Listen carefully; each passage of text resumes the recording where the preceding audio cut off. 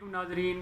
10 अक्टूबर 680 ईस्वी और 61 हिजरी में आज ही के दिन 10 मुहर्रम उल हराम को नबी अकरम मोहम्मद अरबी सल्लल्लाहु अलैहि वसल्लम की औलाद में से हज़रत इमाम हुसैन रज़ी अल्लाह ताला अन्हो को करबला के मकाम पर अपने 72 ख़ानदान के 72 दीगर अफराद के साथ आखिरी इमाम हुसैन रज़ी अल्लाह ताला अन्हो को भी इस दिन शहीद कर दिया जाता है। और सिर्फ उनको नहीं और उनके कुछ साथियों को भी शहीद कर दिया जाता है। शहादत का सिलसिला ख़ानदान वफ़ा में अब से नहीं, ख़ानदान वफ़ा का सिलसिला हज़रत इब्राहीम अलैहिस्सलाम से की कुर्बानियों से लेकर शुरू होता है और आखिरी शहीद तक और करबला के आखिरी शहीद तक चला आता है। इसके लिए मैं एक छोटी सी सबसे पहले जो है ये जो शेर है एक मोहसिन नकवी साहब का कि कत्ले हुसैन असल में मर्गे यजीद है, इस्लाम ज़िंदा होता है हर करबला के बाद। तो इस्लाम नहीं मेरे भाई, ईमान ज़िंदा होता है हर करबला के बाद। जी हाँ, ईमान। कत्ले हुसैन असल में मर्गे यजीद है, ईमान ज़िंदा होता है हर करबला के बाद। तो हज़रत इब्राहीम अलैहिस्सलाम को जब आग में फेंका जाता है तो वो भी ईमान ही ज़िंदा होता है।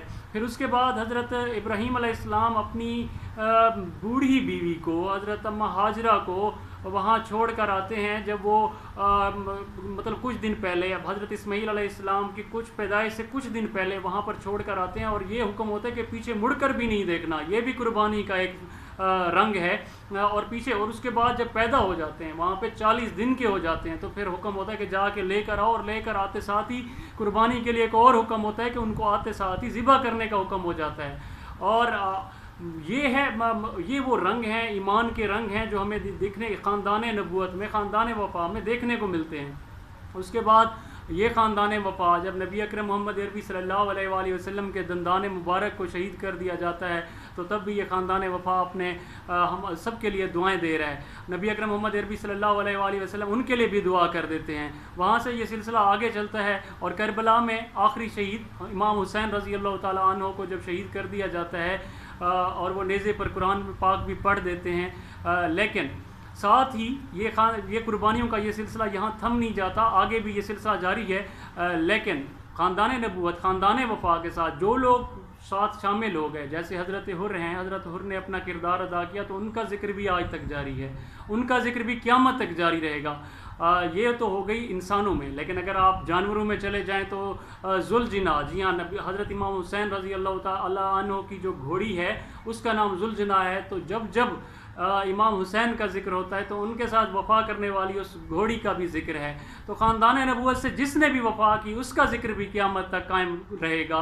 और ख़ानदान वफ़ा का सिलसिला तो वैसे ही कायम है, ख़ानदान वफ़ा का ज़िक्र का सिलसिला तो वैसे ही कायम है, उनसे वफ़ा करने वालों का ज़िक्र भी क़यामत तक कायम रहेगा। तो यहाँ पर सबसे बड़ी जो चीज़ जो ज़रूरी थी वो ये शेर था, क्योंकि बद-एतक़ादी पैदा होती है समटाइम, मेरे ख़्याल से, मेरे हिसाब से कि इस्लाम ज़िंदा होता है हर करबला के बाद। भाई इस्लाम नहीं, ईमान ज़िंदा होता है हर करबला के बाद। मैं इस बात को दोबारा रिपीट कर रहा हूँ, बार बार दोहरा रहा हूँ कि खुदा रहा इसको अगर वो ज़िंदा होते तो मैं खुद उनके पास चल कर जाता और उनका ये शेर उनसे कहता कि आप तस्हीह फरमा लें कि ईमान ज़िंदा होता है, क्योंकि इस्लाम तो शुरू से आ रहा है, अब भी है और क़यामत तक रहेगा। लेकिन जब ईमान होता है वो इस तरह के वाक़यात को देखकर ज़िंदा होता है। इसलिए आप सबसे गुजारिश है कि आप अपने इस शेर को, इसकी तस्हीह फरमाएँ। सब मिसरा सानी का ये जो पहला लफ्ज़ है इसमें इस्लाम की जगह ईमान लेकर आएँ। बहुत शुक्रिया, जज़ाकल्लाह।